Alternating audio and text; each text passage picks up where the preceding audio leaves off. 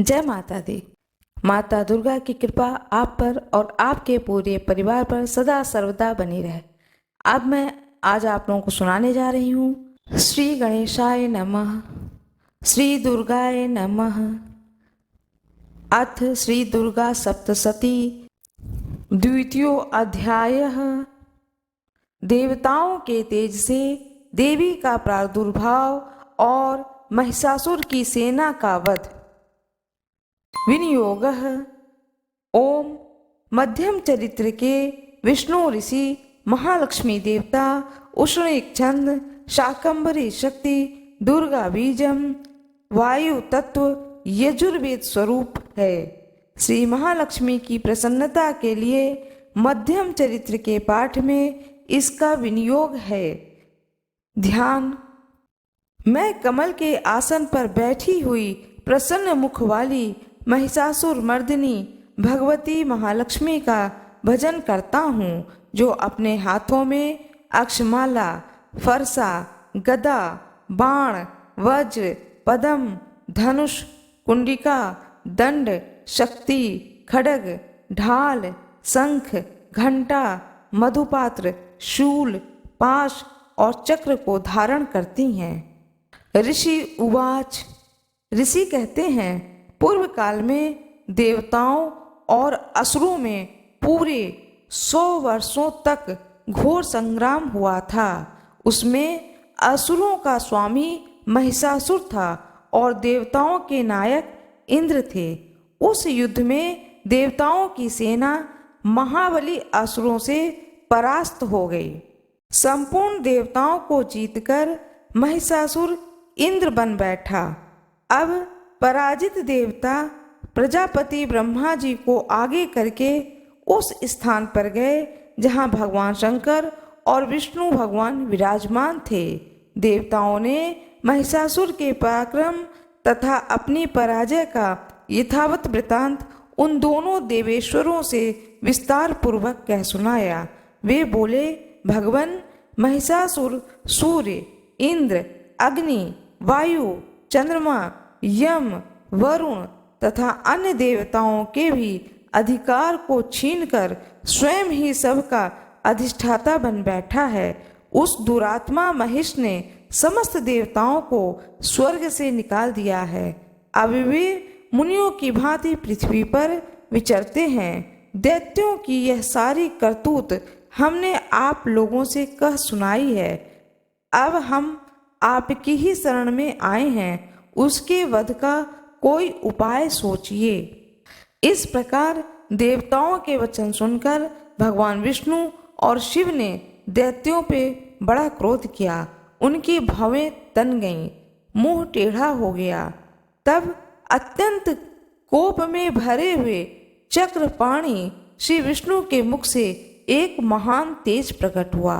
इसी प्रकार ब्रह्मा, शंकर तथा इंद्र आदि अन्य देवताओं के शरीर से भी बड़ा भारी तेज निकला। वह सब मिलकर एक हो गए। महान तेज का वह पुंज जाजव्यमान पर्वत सा जान पड़ा। देवताओं ने देखा, वहां उसकी ज्वालाएं संपूर्ण दिशाओं में व्याप्त हो रही थीं। संपूर्ण देवताओं के शरीर से प्रकट हुए उस तेज की कहीं तुलना नहीं थी। एकत्रित होने पर वह एक नारी के रूप में परिणित हो गया और अपने प्रकाश से तीनों लोकों में व्याप्त जान पड़ा। भगवान शंकर का जो तेज था, उससे उस देवी का मुख प्रकट हुआ। यमराज के तेज से उनके सिर में बाल निकल आए। श्री विष्णु भगवान के तेज से उनकी भुजाएं उत्पन्न हो गईं। चंद्रमा के तेज से दोनों स्तनों का और इंद्र के तेज से मध्य भाग कटी प्रदेश का प्रादुर्भाव हुआ। वरुण के तेज से जंघा और पिंडली तथा पृथ्वी के तेज से नितंब भाग प्रकट हुआ। ब्रह्मा के तेज से दोनों चरण और सूर्य के तेज से उनकी अंगुलियां हुईं। वसुओं के तेज से हाथों की अंगुलियां और कुबेर के तेज से नासिका प्रकट हुईं। उस देवी के दांत प्रजापति के तेज से और तीनों नेत्र अग्नि के तेज से प्रकट हुए थे। उनकी भवें संध्या के और कान वायु के तेज से उत्पन्न हुए थे। इस प्रकार अन्य देवताओं के तेज से भी कल्याणमयी देवी का आविर्भाव हुआ। तदंतर समस्त देवताओं के तेज पुंज से प्रकट हुई देवी को देखकर महिषासुर के सताए हुए देवता बहुत प्रसन्न हुए। पिनाकधारी भगवान शंकर ने अपने शूल से एक शूल निकालकर उन्हें दिया। फिर भगवान विष्णु ने भी अपने चक्र से चक्र उत्पन्न करके भगवती को अर्पण किया। वरुण ने भी शंख भेंट किया। अग्नि ने उन्हें शक्ति दी और वायु ने धनुष तथा बाण से भरे हुए 2 तरकस प्रदान किए। सहस्त्र नेत्र वाले देवराज इंद्र ने अपने वज्र से वज्र उत्पन्न करके दिया और ऐरावत हाथी से उतारकर 1 घंटा भी प्रदान किया। यमराज ने काल दंड से दंड, वरुण ने पाश, प्रजापति ने स्फटिक काक्ष की माला तथा ब्रह्मा जी ने कमंडलू भेंट किया। सूर्य के देवी के समस्त रोमकूपों में अपनी किरणों का तेज भर दिया। काल ने उन्हें चमकती हुई ढाल और तलवार दी। क्षीर समुद्र ने उज्ज्वल हार तथा कभी जीर्ण न होने वाले 2 दिव्य वस्त्र भेंट किए। साथ ही उन्होंने दिव्य चूड़ामणि, 2 कुंडल, कड़े, उज्ज्वल अर्धचंद्र, सब बाहुओं के लिए केयूर, दोनों चरणों के लिए निर्मल नुपुर, गले की सुंदर हसली और सब अंगुलियों में पहनने के लिए रत्नों की बनी अंगूठियां भी दी। विश्वकर्मा ने उन्हें अत्यंत निर्मल फरसा भेंट किया। साथ ही अनेक प्रकार के अस्त्र और अभेद्य कवच दिए।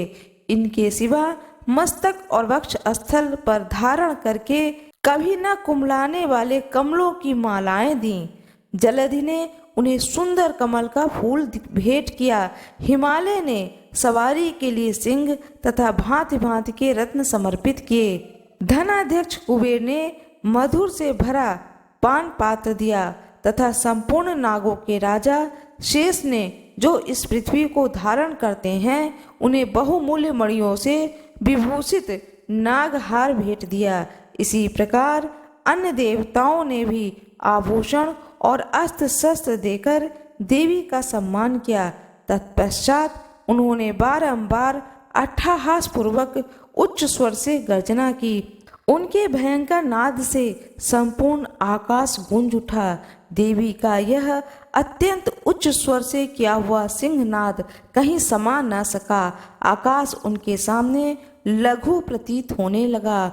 उससे बड़े जोर की प्रतिध्वनि हुई, जिससे संपूर्ण विश्व में हलचल मच गई और समुद्र कांप उठे, पृथ्वी डोलने लगी और समस्त पर्वत हिलने लगे। उस समय देवताओं ने अत्यंत प्रसन्नता के साथ सिंहवाहिनी भवानी से कहा, हे देवी, तुम्हारी जय हो। साथ ही महर्षियों ने भक्ति भाव से विनम्र होकर उनका स्तवन किया। संपूर्ण त्रिलोकी को क्षोभग्रस्त देख दैत्यगण अपनी समस्त सेना को कवच आदि से सुसज्जित कर हाथों में हथियार लेकर सहसा उठ खड़े हुए। उस समय महिषासुर ने बड़े क्रोध में आकर कहा, आहा, यह क्या हो रहा है। फिर वह संपूर्ण असुरों से घिरकर उस सिंहनाद की ओर लक्ष्य करके दौड़ा और आगे पहुंचकर उसने देवी को देखा, जो अपनी प्रभा से तीनों लोकों को प्रकाशित कर रही थीं। उनके चरणों के भार से पृथ्वी दबी जा रही थी। माथे के मुकुट से आकाश में रेखा से खिंच रही थी तथा वे अपने धनुष की टंकार से 7 पातालों को क्षुब्ध किए देती थीं। देवी अपनी 10,000 भुजाओं से संपूर्ण दिशाओं को आच्छादित करके खड़ी थीं। तदंतर उनके साथ दैत्यों का युद्ध छिड़ गया। नाना प्रकार के अस्त्र शस्त्रों के प्रकार से संपूर्ण दिशाएं उद्भाषित होने लगी। चिछुर नामक महान असुर महिषासुर का सेना नायक था। वह देवी के साथ युद्ध करने लगा। अन्य दैत्यों की चतुरंगिनी सेना साथ लेकर चामर भी लड़ने लगा। 60,000 रथियों के साथ आकर उदग्र नामक महादैत्य ने लोहा लिया। 1 करोड़ रथियों को साथ लेकर महाहनु नामक दैत्य युद्ध करने लगा, जिसकी रोएं तलवार के समान तीखे थे। वह असिलोमा नाम का महादैत्य 5 करोड़ रथी सैनिकों सहित युद्ध में आ डटा। 60 लाख रथियों से घिरा हुआ बास्कल नामक दैत्य भी उस युद्ध भूमि में लड़ने लगा। परिवारित नामक राक्षस हाथी सवार और घुड़सवारों के अनेक दलों तथा 1 करोड़ रथियों की सेना लेकर युद्ध करने लगा। विडाल नामक दैत्य 5 अरब रथियों से घिरकर लोहा लेने लगा।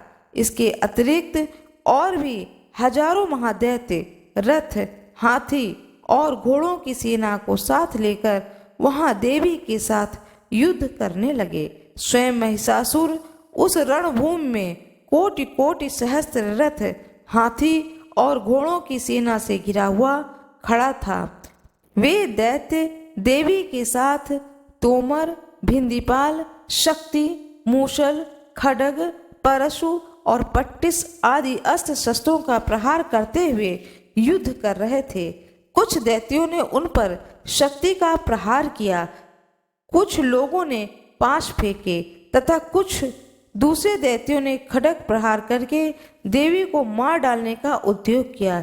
देवी ने भी क्रोध में भरकर खेल खेल में ही अपने अस्त्र शस्त्रों की वर्षा करके दैत्यों के वे समस्त अस्त्र शस्त्र काट डाले। उनके मुख पर परिश्रम या थकावट का रंच मात्र भी चिन्ह नहीं था।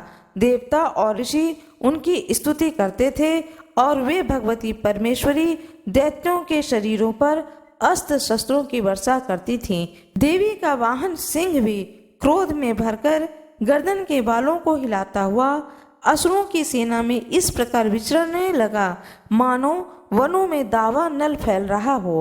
रणभूमि में दैत्यों के साथ युद्ध करती हुई अंबिका देवी ने जितने निःश्वास छोड़े वे सभी तत्काल सैकड़ों हजारों गणों के रूप में प्रकट हो गए और परशु, भिंदीपाल, खड्ग तथा पट्टिस आदि अस्त्रों द्वारा असुरों का सामना करने लगे।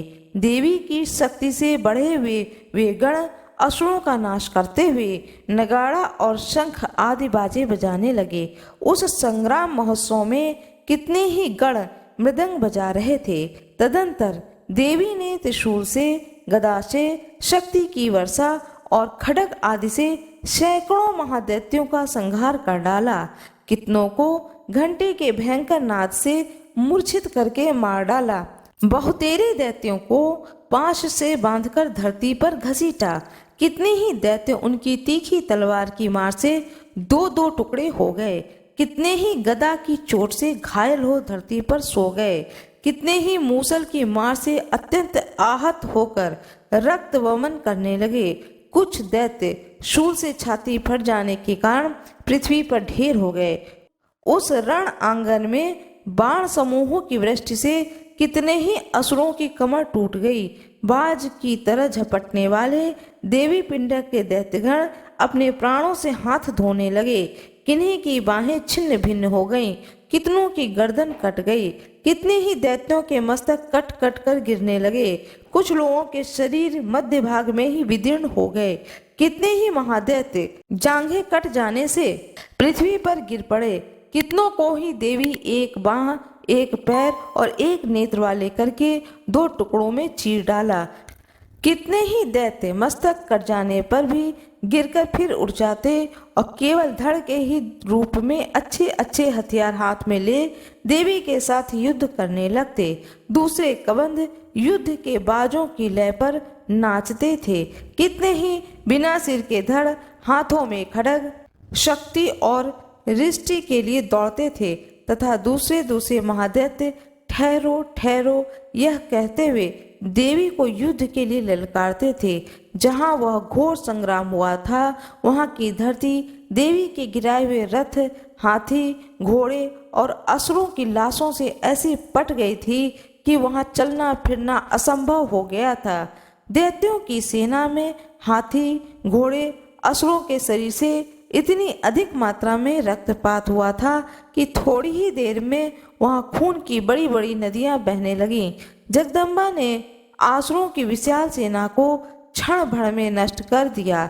ठीक उसी तरह जैसे तृण और काठ के भारी ढेर को आग कुछ ही क्षणों में भस्म कर देती है, और वह सिंह भी गर्दन के बालों को हिला हिलाकर जोर जोर से गर्जना करता हुआ दैत्यों के शरीर को मानो उनके प्राण चुने ले रहा था। वहां देवी के गणों ने भी उन दैत्यों के साथ ऐसा युद्ध किया जिससे आकाश में खड़े हुए देवतागण उन पर बहुत संतुष्ट हुए और फूल बरसाने लगे। इस प्रकार श्री मार्कंडेय पुराण में सावणी मनमंत्र की कथा के अंतर्गत देवी महात्म्य में महिषासुर की सेना वध नामक दूसरा अध्याय पूरा हुआ। माता रानी की जय हो, भोले बाबा की जय हो। मेरा यह वीडियो यदि आपको पसंद आए तो कृपया लाइक जरूर करिएगा। जय माता दी। माता दुर्गा की कृपा आप पर और आपके पूरे परिवार पर सदा सर्वदा बनी रहे। अब मैं आज आप लोगों को सुनाने जा रही हूँ अथ श्री दुर्गा सप्तशती अध्याय 3, सेना सहित महिषासुर का वध। ध्यानम। जगदम्बा के श्री अंगों की कांति उदय काल के सहस्त्रों सूर्यों के समान है। वे लाल रंग की रेशमी साड़ी पहने हुए हैं। उनके गले में मुंडमाला शोभा पा रही हैं। दोनों स्तनों पर रक्त चंदन का लेप लगा है। वे अपने कर कमलों में जप मालिका, विद्या और अभय तथा वर नामक मुद्राएं धारण किए हुए हैं। तीनों नेत्रों से सुशोभित मुखारविंद की बड़ी शोभा हो रही है। उनके मस्तक पर चंद्रमा के साथ ही रत्नमय मुकुट बंधा है तथा वे कमल के आसन पर विराजमान हैं। ऐसी देवी को मैं भक्ति पूर्वक प्रणाम करता हूँ।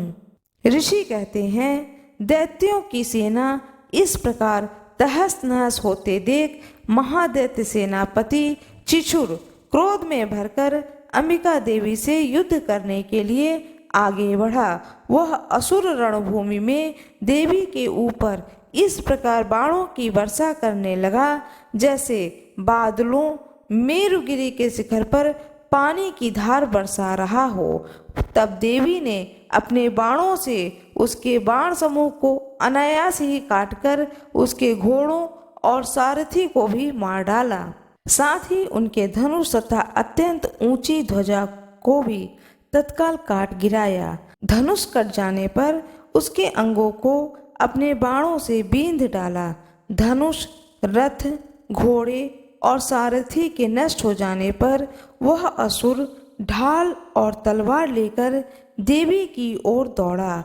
उसने तीखी धार वाली तलवार से सिंह के मस्तक पर चोट करके देवी की भी बाईं भुजा में बड़े वेग से प्रहार किया।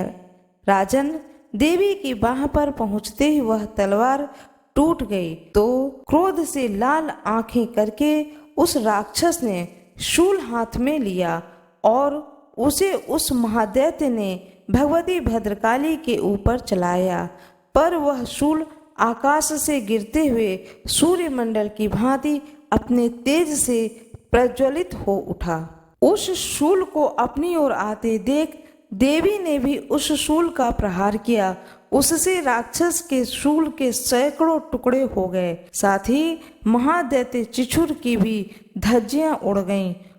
वह प्राणों से हाथ धो बैठा। महिषासुर के सेनापति उस पराक्रमी चिछुर के मारे जाने पर देवताओं को पीड़ा देने वाला चामर हाथी पर चढ़ आया। उसने भी देवी के ऊपर शक्ति का प्रहार किया, किंतु जगदम्बा ने उसे अपने हुंकार से ही आहत एवं निष्प्रभ करके तत्काल भूमि पर गिरा दिया। शक्ति टूटकर गिरी हुई देख चामर को बड़ा क्रोध हुआ। अब उसने शूल चलाया, किंतु देवी ने उसे भी अपने बाणों द्वारा काट डाला। इतने में ही देवी का सिंह उछलकर हाथी के मस्तक पर चढ़ बैठा और उस दैत्य के साथ खूब जोर लगाकर बाहु युद्ध करने लगा। वे दोनों लड़ते लड़ते हाथी से पृथ्वी पर आ गए और अत्यंत क्रोध में भरकर एक दूसरे पर बड़े ही भयंकर प्रहार करते हुए लड़ने लगे। तदंतर सिंह बड़े वेग से आकाश की ओर उछला और उधर से गिरते समय उसने पंजों की मार से चामर का सिर धड़ से अलग कर दिया। इस प्रकार उदग्र भी शीला और वृक्ष आदि की मार खाकर रणभूमि में देवी के हाथ से मारा गया तथा कराल भी दांतों, मुक्कों और थप्पड़ों की चोट से धराशाही हो गया। क्रोध में भरी हुई देवी ने गदा की चोट से उद्यत का कचूमड़ निकाल डाला। भिंदीपाल से वासकल को तथा बाणों से ताम्र और अंधक को मौत के घाट उतार दिया। 3 नेत्रों वाली परमेश्वरी ने त्रिशूल से उग्रा अस्य, उग्रमीर तथा महाहनु नामक दैत्य को मार डाला। तलवार की चोट से विडाल के मस्तक को धड़ से काट गिराया। दुर्धर और दुर्मुख इन दोनों को भी अपने बाणों से यमलोक भेज दिया। इस प्रकार अपनी सेना का संहार देख महिषासुर ने भैंसों का रूप धारण करके देवी के गणों को त्रास देना आरंभ किया। किन्हीं को नुथनों से मारकर, किन्हीं के ऊपर खुरों का प्रहार करके, किन्हीं किन्हीं को पूंछ से चोट पहुंचाकर, कुछ को सिंहों से विदीर्ण करके, कुछ गणों को वेग से, किन्हीं को सिंह नाद से, कुछ को चक्कर देकर, कितनों को निश्वास वायु के झोंके से धराशाही कर दिया। इस प्रकार गणों की सेना को गिराकर वह असुर महादेवी के सिंह को मारने के लिए झपटा। इससे जगदम्बा को बड़ा क्रोध हुआ। उधर पराक्रमी महिषासुर भी क्रोध में भरकर धरती को खुरों से खोदने लगा तथा अपने सिंहों से ऊंचे ऊंचे पर्वतों को उठाकर फेंकने और गरजने लगा। उसके वेग से चक्कर देने के कारण पृथ्वी क्षुब्ध होकर फटने लगी। उसकी पूंछ से टकराकर समुद्र सब ओर से धरती को डुबोने लगा। हिलते हुए सिंहों के आघात से विदीर्ण होकर बादलों के टुकड़े टुकड़े हो गए। उसके श्वासों की प्रचंड वायु के वेग से उड़े हुए सैकड़ों पर्वत आकाश से गिरने लगे। इस प्रकार क्रोध में भरे हुए उस महादैत्य ने अपनी ओर आते देख चंडिका को उसका वध करने के लिए महान क्रोध किया। उन्होंने पाश फेंककर उस महान असुर को बांध दिया। उस महासंग्राम में बंध जाने पर अपने भैंसे का रूप त्याग दिया और तत्काल सिंह के रूप में वह प्रकट हो गया। उस अवस्था में जगदम्बा ने ज्यों उसका मस्तक काटने के लिए उद्यत हुई, त्यों ही वह खड्गधारी पुरुष के रूप में दिखाई देने लगा। तब देवी तुरंत ही बाणों की वर्षा करके ढाल और तलवार के साथ उस पुरुष को भी बींध डाला। इतने में ही वह महान गजराज के रूप में परिणित हो गया तथा अपनी सूंड से देवी को विशाल सिंह की ओर खींचने और गर्जने लगा। खींचते समय देवी ने तलवार से उसकी सूंड काट डाली। तब वह महादैत्य पुनः भैंसे का शरीर धारण कर लिया और पहले की ही भांति चराचर प्राणियों सहित तीनों लोकों को व्याकुल करने लगा। तब क्रोध से भरी हुई जगत माता चंडिका बारंबार उत्तम मधु का पान करके लाल आंखें करके हंसने लगी। उधर वह बल और पराक्रम के मत से उन्मत्त हुआ राक्षस गर्जने लगा और अपने सींगों से चंडी के ऊपर पर्वतों को फेंकने लगा। उस समय देवी अपने बाणों के समूह से उसके फेंके हुए पर्वतों को चूर्ण करती हुई बोली। बोलते समय उनका मुख मधु के मद से लाल हो रहा था और वाणी लड़खड़ा रही थी। देवी ने कहा, ओ मूढ़, मैं जब तक मधु पीती हूँ तब तक तू क्षण भर के लिए खूब गरज ले। मेरे हाथ से यहाँ तेरी मृत्यु हो जाने पर अब शीघ्र ही ऋषि कहते हैं। यूं कहकर देवी उछली और उस महादैत्य के ऊपर चढ़ गईं। फिर अपने पैरों से उसे दबाकर उन्होंने शूल से उसके कंठ में आघात किया। उसके पैरों से दबे होने पर भी महिषासुर अपने मुख से दूसरे रूप में बाहर आने लगा। अभी आधे शरीर से ही वह बाहर निकलने पाया था कि देवी ने अपने प्रभाव से उसे रोक दिया। आधा निकला होने पर भी वह महादैत्य देवी से युद्ध करने लगा। तब देवी ने बहुत जल्दी ही तलवार से उसका मस्तक काट गिराया। फिर तो हाहाकार करती हुई दैत्यों की सारी सेना भाग गई तथा संपूर्ण देवता अत्यंत प्रसन्न हो गए। देवताओं ने दिव्य महर्षियों के साथ दुर्गा देवी का स्तवन किया। गंधर्व राज गाने लगे तथा अप्सराएं नृत्य करने लगीं। इस प्रकार से मार्कंडेय पुराण में सावर्णिक मनवंतर की कथा के अंतर्गत देवी महात्म्य महिषासुरवध नामक तीसरा अध्याय पूर्ण हुआ। माता रानी की जय हो, भोले बाबा की जय हो। मेरा यह वीडियो यदि आपको पसंद आए तो कृपया लाइक जरूर करिएगा, चैनल को सब्सक्राइब करिएगा, बेल आइकन दबाना ना भूलिएगा। धन्यवाद।